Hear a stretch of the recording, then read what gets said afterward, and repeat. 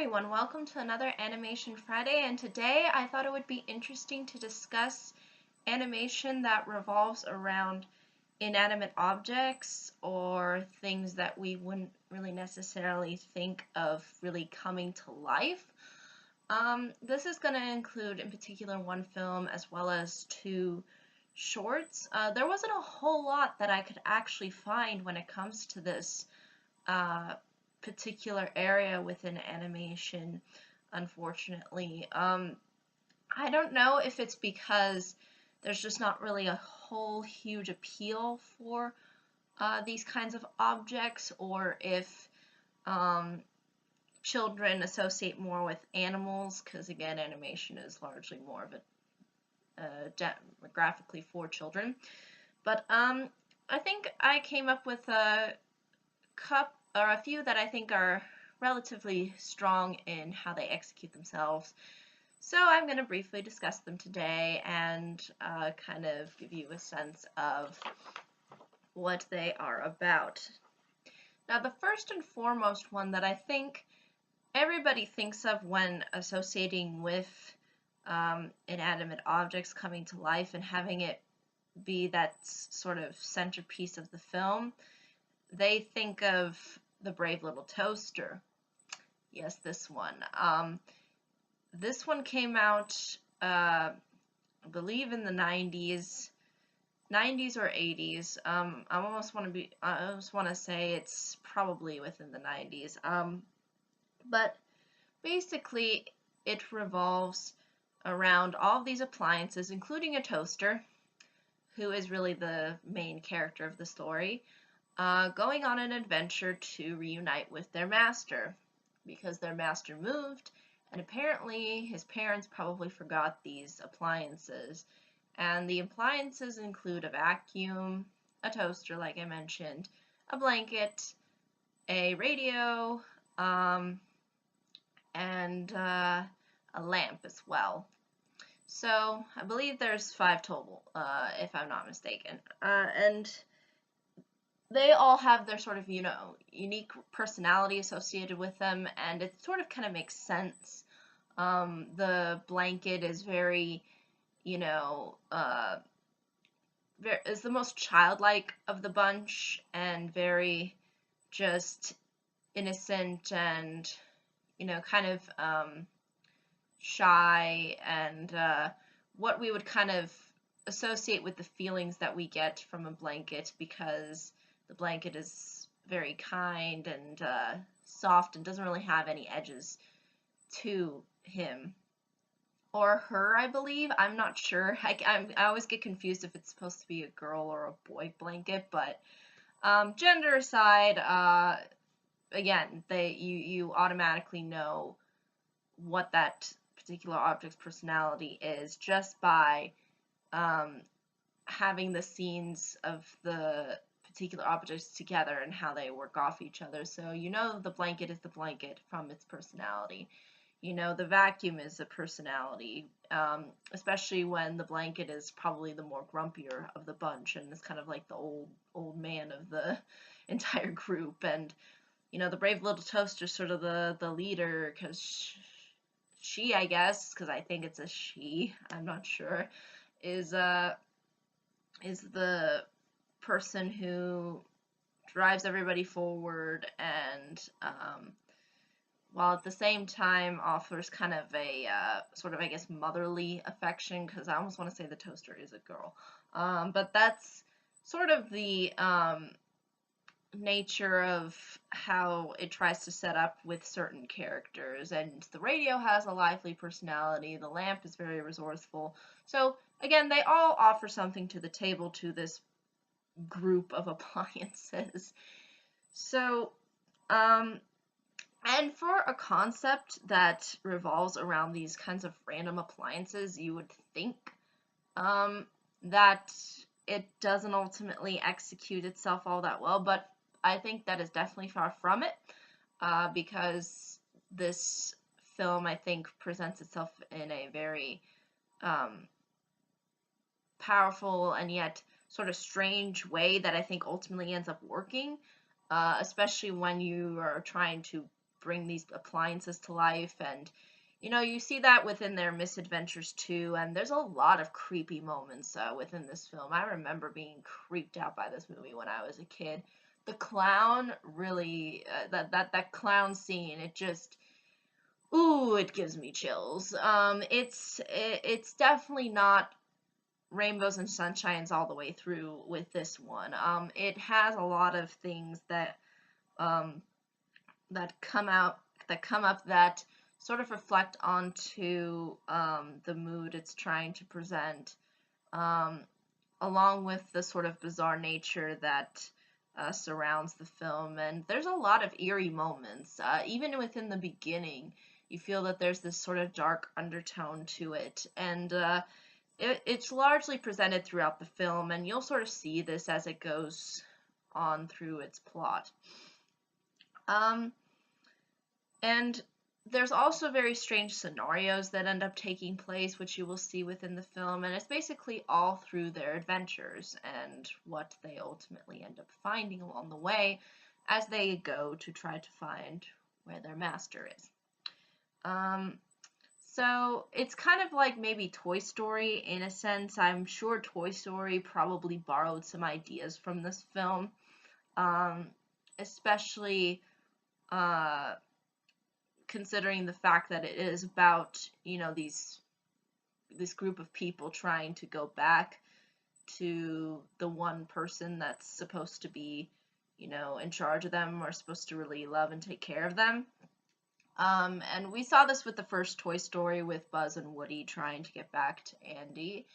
And we've seen kind of the dark undertones that are associated with going through that journey within that film as well. So I would say this is the first one that I think really tackles this whole kind of appliance, inanimate object relationship between people and inanimate objects. Because usually animated films, largely in the most part, did not dive into this concept.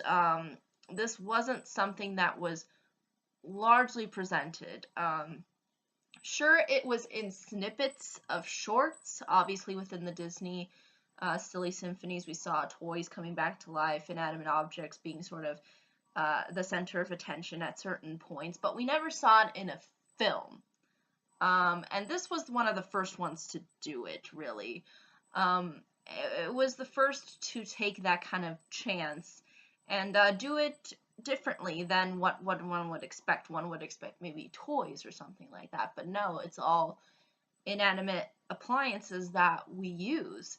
So I think that really ultimately makes the film unique in that sense. Some people might say, oh, how can children identify with, a toaster or appliances? But I'm sure that there are children out there who find those things appealing and ultimately maybe even get into those fields where they ultimately make certain appliances or things or do kinds of mechanical work, So again, it's that kind of a story, and it, I think, ultimately works and really gives life to these characters and sort of meaning, even though, in real life they would not be living. And I think there are attachments that people can get with having certain objects, even though they know they're not alive. So again, it's just one of those things where you kind of take it for what it is, even though there are certain parts that can maybe be a little bit silly. But this was really the first one to really bring this as the forefront of a film, and since then I don't think we've seen one that actually has executed it as well as this film. Now you might be saying, what about Cars? What about Cars, Michelle? Michelle, wasn't Cars, did that set the standard? Yeah, it set the standard, but there were other shorts, in particular one short that I'm going to mention later on, that did have a car being the center of the short, and there were other cars that were alive as well. But this one actually had humans as opposed to Cars, where there's no humans, it's all cars. But I thought Cars was a little bit too, I don't think it was really the best when I look at the ones that tried to do the same thing that the Brave Little Toaster did. Excluding obviously Toy Story, because toys I classify in sort of a different category than inanimate objects like cars or appliances or, chairs. All those things, I put in a different category.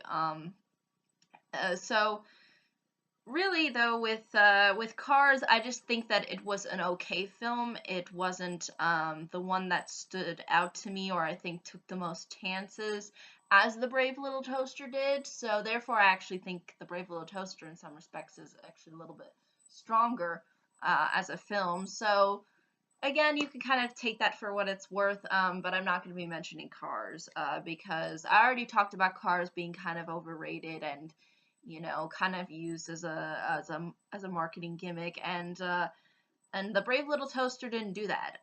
Even though it did make sequels, the Brave Little Toaster Goes to Mars and all these other ridiculous scenarios, the first one still I think held up to being the best film that focused on trying to bring life to objects, as opposed to, again, giving life to toys, which I think is something different. This went to a level of giving life to inanimate things that we wouldn't really think kids would really play with. So again, I think that's something that's rather unique. And I think is really the one that really worked, at least for me.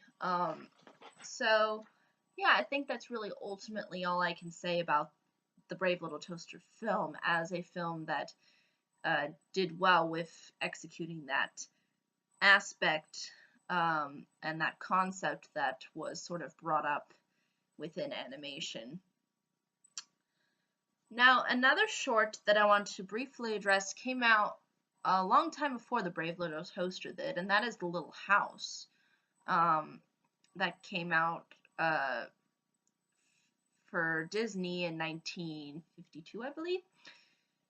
And this one's a little bit more, it has some similar tones, I think. When you look at the Brave Little Toaster's animation and you look at the animation that was done here, you can kind of see the similarities. You can see that the animators from the Brave Little Toaster probably took inspiration from this short in particular, as well as the other short that I'm going to talk about. But basically, what this short does is it brings to life, as opposed to appliances, it gives life to a house. This little house who lives out in the country, and ultimately what ends up happening is that cities start to develop, and there is more there is more buildings that end up being made, and the little house tries to kind of incorporate herself into this changing world, but the world is sort of, cruel to her, and, you kind of see these things that, kind of are identifiable in a way for children as well as adults, I'd say. So it kind of teaches us to appreciate the simple things in life, we don't need any grandioseness within life. We don't need to over extend or over expand constantly. We don't need to constantly progress. Because the simple things in life are really what ultimately end up mattering at the end of the day. And I think that was a huge emphasis that the short tried to make, and I think the little house provides a good analogy for that, because the little house is just a little house. It's not like this big, gigantic sized apartment complex, or it's not this big, city towering building, it's just a simple little house. But despite it being what it is, it's really where, the heart lies, and where the sort of love, I guess, comes from.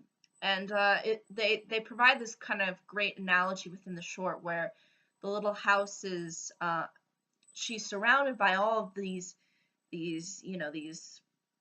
big apartments, and all of these people celebrating, but that she's not happy because there's nothing inside her herself to fill her with joy. There's no occupiers of her because now everybody occupies all of these big lavish mansions or these big apartment complexes, or she has nobody to give meaning to her life.